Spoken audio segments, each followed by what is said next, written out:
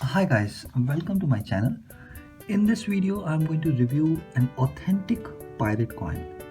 A little bit of history of this coin first. There's a fastest maritime route from India to China. This route is 550 miles long. This route has Malaysia and Singapore on one side and the Indonesian island of Sumatra on other side. In this route, ships were seized by the pirates for their cargo.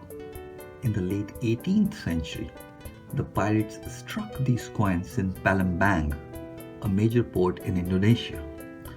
Let's check this coin now. This is the front side of this coin. As you can see, there's a hole in the center and there's some sort of